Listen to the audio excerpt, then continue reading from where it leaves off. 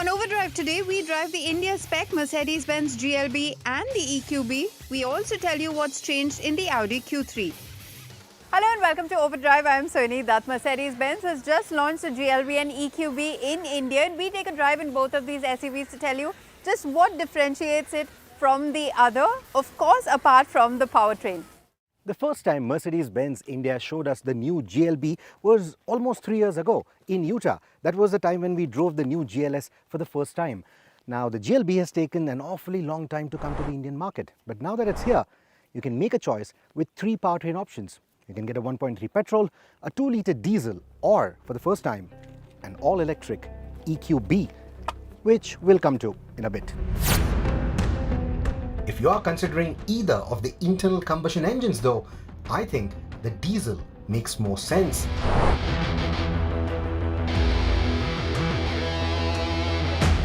You see, both these engines are mated to gearboxes that aren't exactly the quickest in the business, but they're quite predictable. They do their job rather well. They get on with their daily chores quite nicely, and even out on the highway or in the twisties, they're pretty good. But at the same time, the diesel engine feels a lot sprightlier than the petrol. It also seems to spool up the turbochargers much quicker. That power feels more on tap. Of course, it's all because of the 400 Newton meters of torque that it has on offer.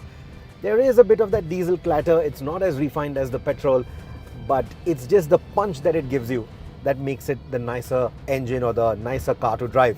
Also, with a car like this, the 400 Newton meters of torque makes a lot more sense because this is a 3-row after all. You heard that right. 3 rows of seats. An idea that was borrowed from the GLS and one that bumps up the practicality quotient that one traditionally expects from a Mercedes-Benz B-class car. Here I am in the 3rd row of the GLB to show you that the knee room is adequate. You sit in quite a bit of a knees up position, and because the roof sort of tapers in, tall people are going to have a hard time in here. And there is no 3rd row of AC vents anywhere. So for some it might feel a bit claustrophobic, but I think this is a small cabin. It shouldn't be that big a problem. So the space that I showed you in the 3rd row was with the 2nd row set to, I'll not say my preference, but to a position where I have comfortable knee room. Also, the headroom is actually quite good, so anyone taller than my frame of 5 feet 8 shouldn't have a problem at all. I think up to 6 feet 3 should be fine in here. The headroom is actually quite good. Even the windows, the glass house is nice and large. And if you want more light, you can always open up the panoramic sunroof and let more natural light fill in. So overall, I'm pretty impressed out here. The only thing that I would want better in terms of the comfort or the seating comfort is the contouring of the seats. I think it could have been a little better, and even the cushioning could have been a little softer. It's a bit too firm for my liking. But otherwise, nice place to be in. The 2nd row seats are a bit of a give and take though, because these seats also fold flat. But I wonder how many will actually do that. Unless of course you need to carry a full-size refrigerator. By the way, the boot space in a 5-seat configuration is only marginally lesser than a GLC.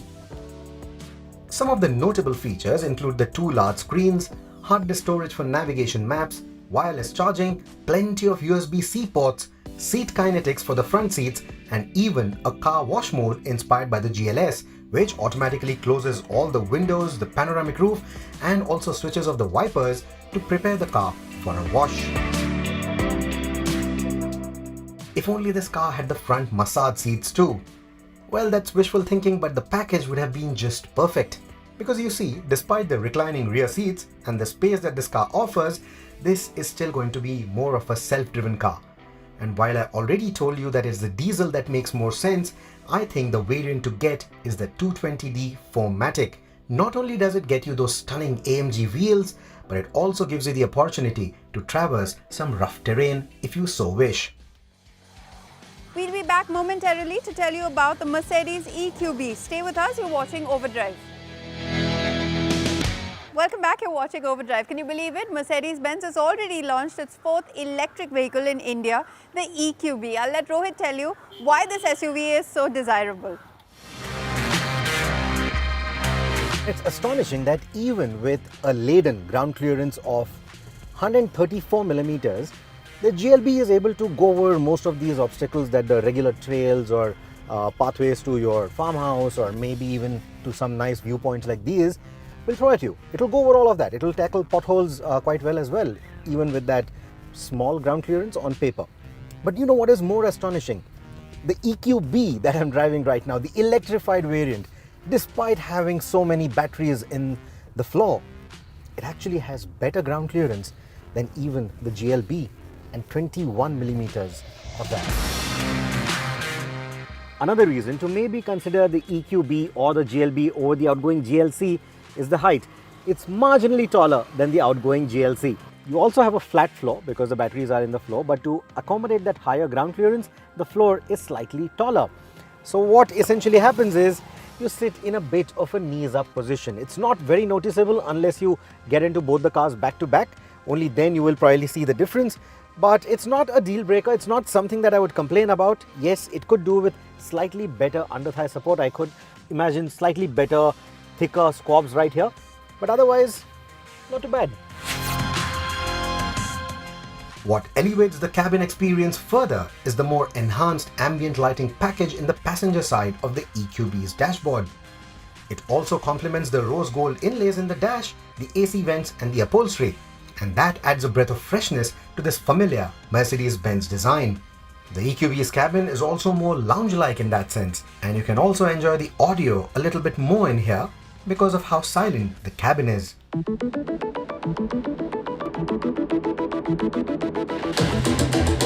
Another difference between the EQB and the standard GLB is the noise insulation. So because this is a platform that is derived from an ICE platform, they have had to sort of reinforce some of the sound deadening material, some of the sound deadening zones, etc.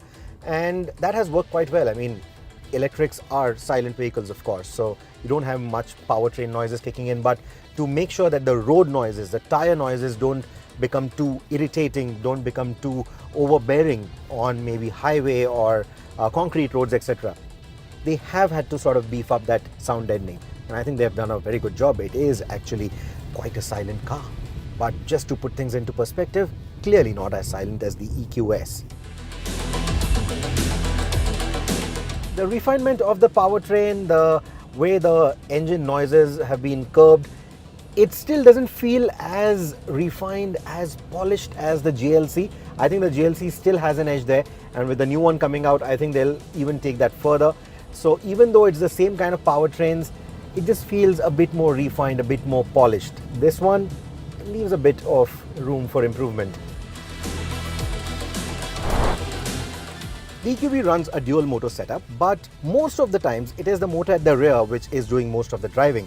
It's only in maybe hilly areas like these, inclines like these, or when it detects slip, when it wants better traction, better grip, etc. That is when the front motor will kick in. Now we are told that the system makes or takes 100 samples every second to ensure that there is enough power and torque all the time. So even on these inclines, it just climbs all of that with maybe just 10% throttle input.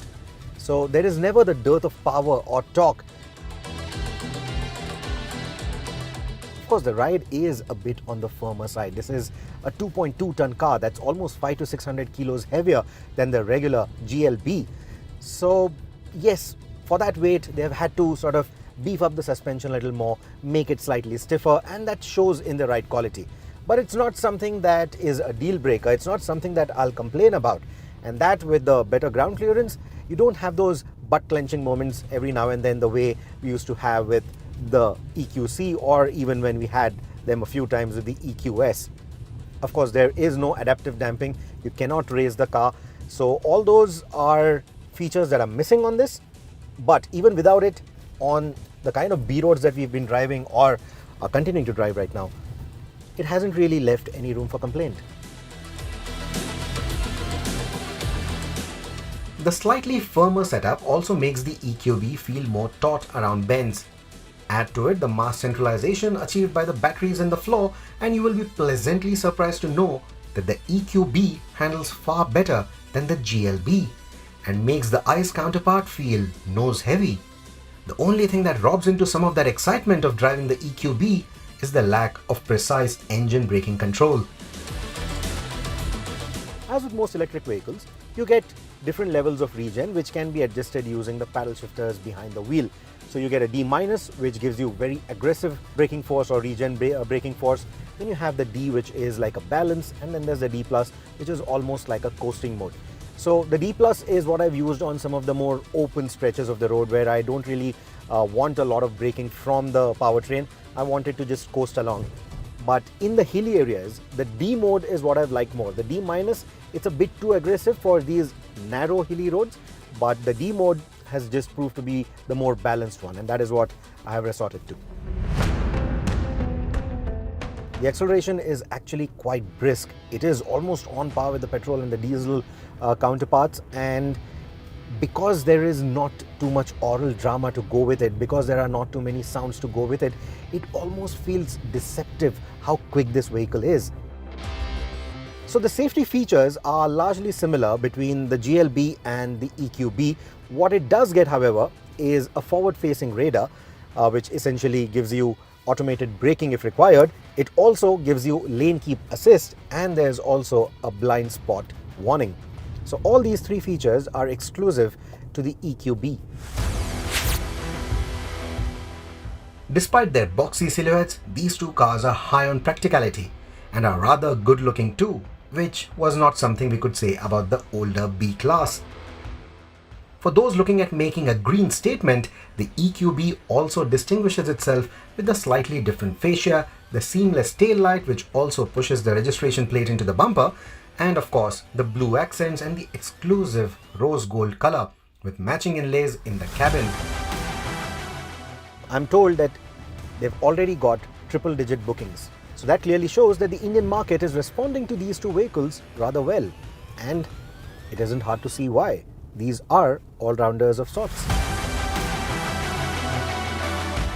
The EQB also feels like the nicer car to drive. And should you decide to go electric, at the moment, it's the best 3-row EV you can buy.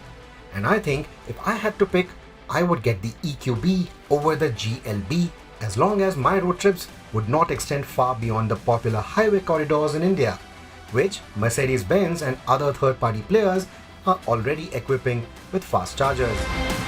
So the 400+ kilometer range is good enough to justify my choice of choosing the EQB over the GLB. Well, after watching this detailed review, which of the two SUVs would be your preference? While you think about that, we'll take a very quick break here on the show, but coming up on the other side, we'll tell you all about the updated Audi Q3.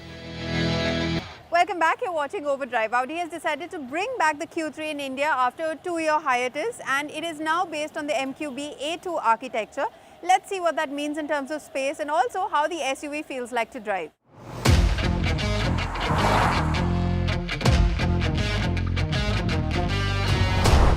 Now the Audi Q3 has been right at the core of Audi India's SUV lineup in terms of its popularity. And this one, the second generation Q3, has been on sale globally for about 4 years now. Anyway, the second generation Q3 is finally here in India now. So today we're going to tell you how it's improved over the last version.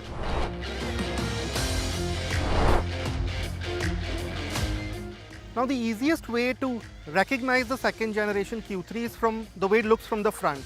So it's much more of an SUV kind of look now. That crossover shape from earlier is no longer there. And you notice this with the kinked shape of the headlamp and the segmented LED DRLs. And then when you come to the middle, you notice that really large, big Audi grille. It's the new look, so to speak, with these slats and these chrome vertical sort of adornments. And that sense carries on with these sort of brushed aluminium finishes. They sort of brighten up the face, as you can see over here, and also the bumper, which really help to bring that SUV quotient up. The Audi Q3 in this guise is 96 mm longer, 18 mm wider and 5 mm shorter than before. From the side, the glasshouse is simple but functional, and that SUV character is further defined by the more prominent creases on the fenders and rear haunches. At the rear, the two-part LED tail lamps are quite attractive with their intricate detailing. Now the added length of the new Q3 has added a significant 70 litres to the boot space. It's now 530 litres, and this top technology variant you get this convenient power function. And the boot itself, it's a large square space, quite useful. The sill is quite low, so you can easily lift up a suitcase.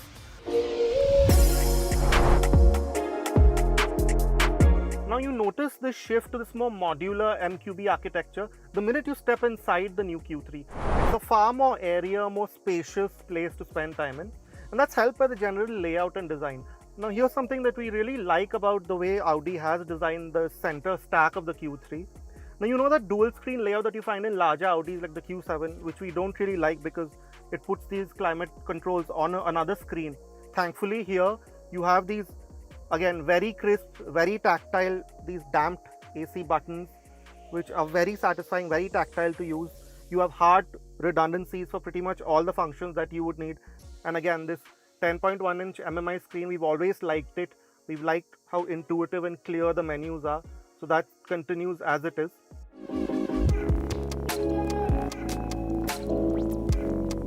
Now the new Q3 has a 77mm longer wheelbase, and that has solved what was possibly the biggest flaw in the last car.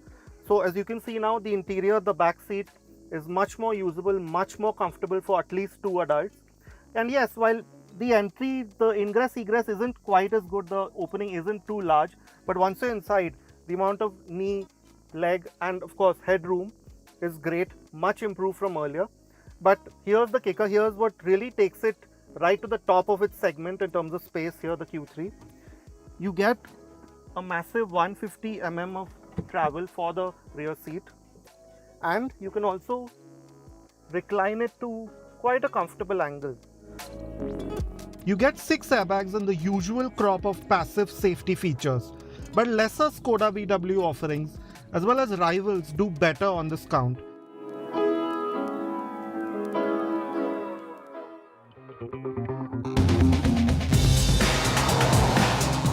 As with the entire Audi range in India, the new Q3 is now a petrol-only offering being powered by the 2-litre turbo petrol, as seen in the Q2 and other Skoda VW offerings, putting out 190 PS and 320 Nm, which pairs with a 7-speed DCT. A notable differentiator though is that the Q3 comes standard with quattro all-wheel drive, unlike many rivals. Now we've become quite familiar with this 2-litre motor, and it performs in much the same way in all the other applications that we've driven it in as it does here. Now this isn't the most refined of these type of engines, so yeah, in the city we wouldn't really recommend driving in the lowest efficiency mode. It just sort of dulls the whole experience down. The comfort mode is the one you should be in for the most amount of time. And yes, the DCT gearbox, again at lower speeds there isn't any of that jerkiness or that hesitation that we've complained of in the past. All that has been dialed out, so none of that is there. Now in the city at lower speeds, we don't really like the way the Q3 handles low speed potholes and bumps. Even now at the steady pace, you do hear those thuds in the cabin, and on a rough stretch of road that does get irritating after a point.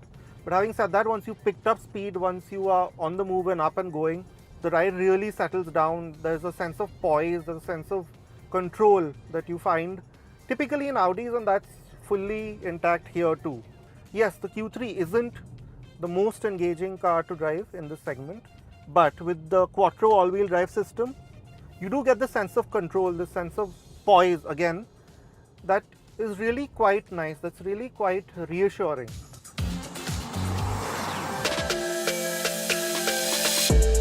Prices for the new Audi Q3 start from Rs 44.89 lakh for the Premium Plus. But it's this technology trim that you really want, which happens to be at the higher reaches of the segment at over Rs 50 lakh. Yes, the Q3 could have been a couple of lakhs less expensive considering you miss out on a diesel engine and safety equipment, even though you do get that quattro all-wheel drive system. In any case, the new Q3 is a significant improvement over the last generation, and it's an SUV that is spacious, well made, and one that feels like a luxury car should from behind the wheel. Well, do you think the Q3 makes a strong case for itself in the entry-level premium SUV space? Let us know in the comment section. on our YouTube channel. Before we wrap up today's show though, Team Overdrive would like to take a moment to convey our condolence to the Kirloskar family. Vikram Kirloskar, the Vice Chairman of Toyota Kirloskar Motor, passed away earlier this week at the age of 64. He was one of India's finest industrialists who paved the way for Toyota India. He was much loved in the auto fraternity, and our thoughts and prayers are with his family and the Toyota Kirloskar company. Well, we'll be back next week with the latest from the motoring world. Until next week then, drive and ride safe.